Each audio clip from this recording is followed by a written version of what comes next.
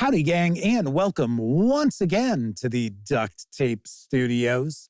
I'm Jeff McAleer, your host here at the Gaming Gang channel. Thanks for joining me once again. Modiphius Entertainment Week continues, as today I will be taking a first look at the Dreams and Machines Game Master's Guide from the aforementioned Modiphius Entertainment. This is written by Chris Birch, Dave Seamark, Natalie Whipple, Mary Takuda, Logan Boese, Jennifer Kretschmer, Bryce Johnson, Daniel Lade, Nathan Dowdle, and Rachel J. Wilkinson. This 240-page hardcover will be arriving in stores soon. It's going to carry an MSRP of $45. You can also get the PDF absolutely free if you order the hardcover from Modiphius Entertainment or one of their partners. Of course, you can grab just the PDF alone. It is out now over at DriveThruRPG for $18. All right, all that said, let's swing on over to the other camera because here I've got the Game Master's Guide for Dreams and Machines. So if you tuned in yesterday, you saw the first look at the Player's Guide. Now I'm going to follow up and take a peek at the Game Master's Guide. But before I do, a few things I want to mention. First of all, the fine folks over at Modiphius Entertainment were kind enough to provide me with this review copy. But neither I nor anyone else affiliated with the Gaming Gang has received any other sort of compensation for me to share this coverage with you. And these days, it's very, very important that you know that. We're also not going to look at each and every page of the Game Master's Guide, but I do want to give you a good feel for what's in this book. So let's get rid of the shrink wrap and take a peek at the back of the book. Something is waking on Evra Prime. Dreams and Machines is a brand new tabletop role-playing game where people come together to rebuild their world following a catastrophic war. The Dreams and Machines Game Master's Guide gives you the rules and tools to immerse yourself and your players into the history and setting of Evra Prime. Challenge your players with mutants and mechs alike while traveling the beautiful but dangerous landscape of this colony world. It's going to go into a little more detail and then tell us what's in the book. But we're actually taking a peek inside, so we will skip that. So first thing we're going to do is make sure that we share a look at the credits page. So we've got quite a few artists. We've got play testers. A lot of credits for the folks who are part of Modiphius Entertainment as well. So I want to make sure that I give them credit. So this book is going to contain an introduction, history and lore, which we also saw some of that in the Player's Guide. It's going to describe the factions, Game Master's guidance, non-player characters, New Mosgrove and the surrounding environment, so we'll have a locale, and then secrets and Lost Rios. So it looks like that might be an adventure. So let's take a peek. I will tell you that the paper stock, pretty nice. I like the artwork throughout that I have seen with Dreams and Machines. Also keep in mind, I have reviewed the starter set. So if you are curious about that, it is a great introduction to this game. I did give it a recommendation, but I also pointed out this probably isn't a game system that's aimed at people like me who have loads and loads of experience running role-playing games of all various types. So this is a 2D20 system. I would say the least crunchy of all the 2D20 game settings that I have seen from Modiphius Entertainment. I'll be the first to point out I have not encountered every single 2D20 release, but I have seen enough of them. And having reviewed the starter set, I have gone through the mechanics pretty easy. So this is built on 20-sided dice. So you are looking to roll equal to or lower than a challenge rating in order to succeed. Now, it's called 2D20 because usually you're rolling 2 D20s in order to try to see if you succeed. Now, in some cases, you might only be rolling 1, or you might actually roll more than 2. But a majority of the time, you are rolling 2D20. It looks as if we have some of the same content as we did in the Player's Guide. Now, my understanding is you need to have both the player's guide and the game master's guide in order to run Dreams and Machines. Of course, if you have the starter set, you can utilize that to get you into the game system. Now, we didn't look at each and every page previously in the player's guide, but we did have a faction section. We did have a history and lore. So let's take a look at the factions here. So we've got the Dreamers, and then we get 2 or 3 pages devoted to those.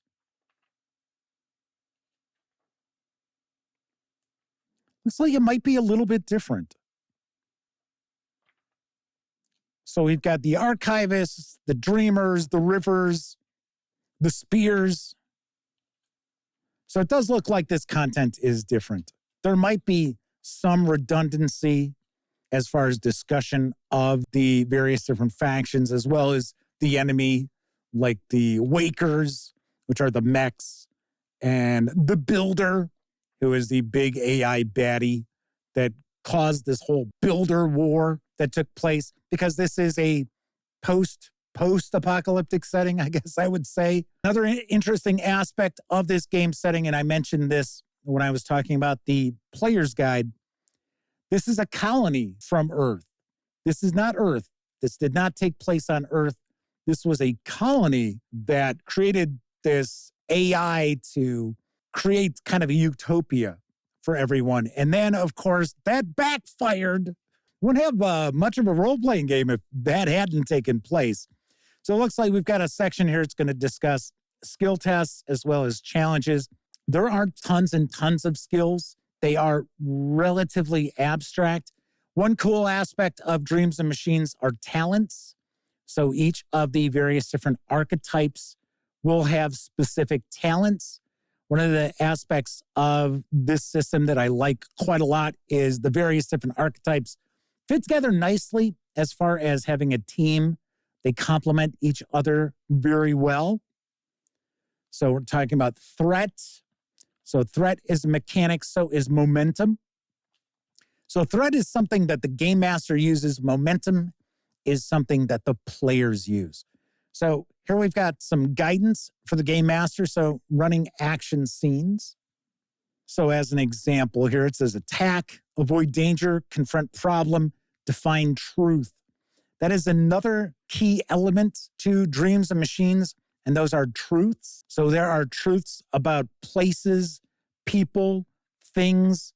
They're not necessarily keywords, but they are descriptors. Pretty interesting concept there. So now we're going to get into a section about the NPCs and running them. Common NPC special abilities and actions. Armored, threatening, big and slow. Actions, we have ambush, defend, melee attack, pounce, self-repair. That'd be for a machine. Going to get into a bit of a bestiary. So flora, fauna, and mutant creatures. Cryptid. Wolf hunter, a snarlback. Nanograms.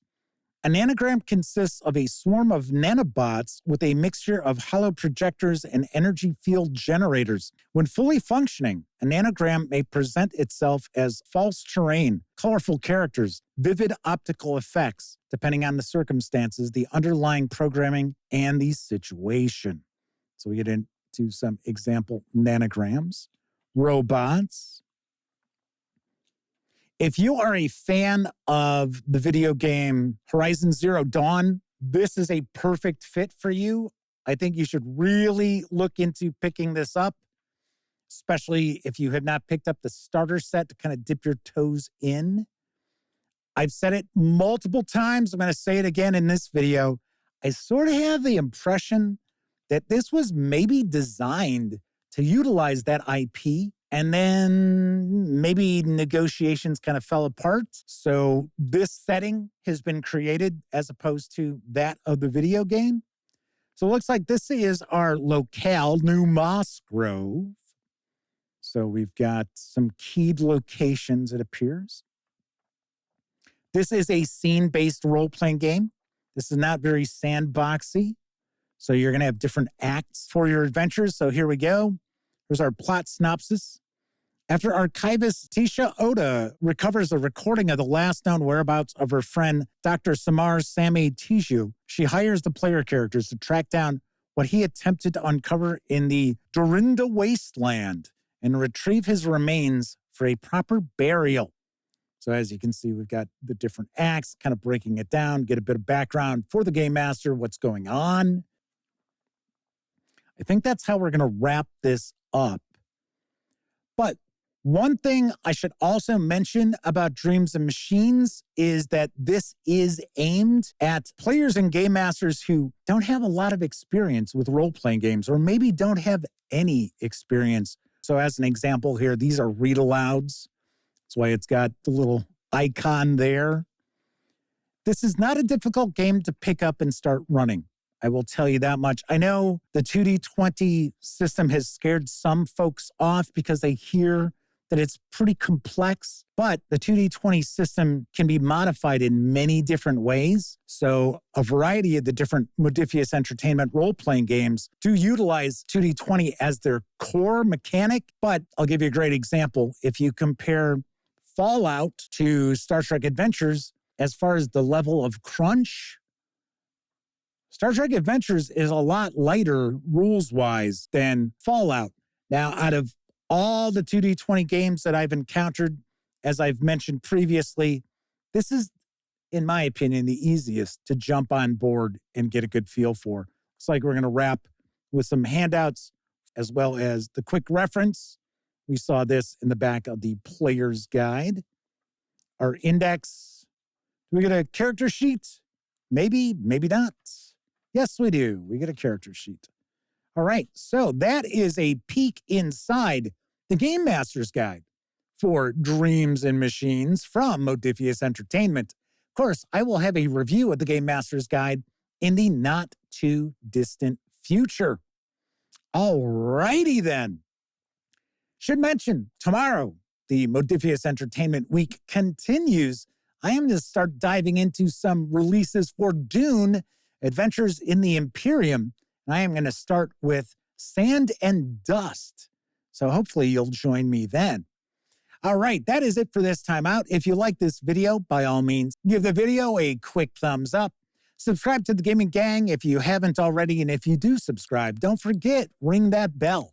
It'll not only let you know when I share videos such as this first look, it'll also inform you when my live stream, the Gaming Gang Dispatch, airs Tuesday, Wednesday, and Thursday evenings right here on YouTube at 7 p.m. Central. And of course, when you're not watching videos on the Gaming Gang channel, be sure to visit thegaminggang.com for all latest in tabletop gaming news, reviews, and a whole lot more you are not going to find here on the YouTube channel. You know the drill. Get your geek on at thegaminggang.com. Once again, I'm Jeff McAleer. Thank you very much for watching. And until I see you next time, I certainly hope all of you get to enjoy plenty of great gaming with your gang.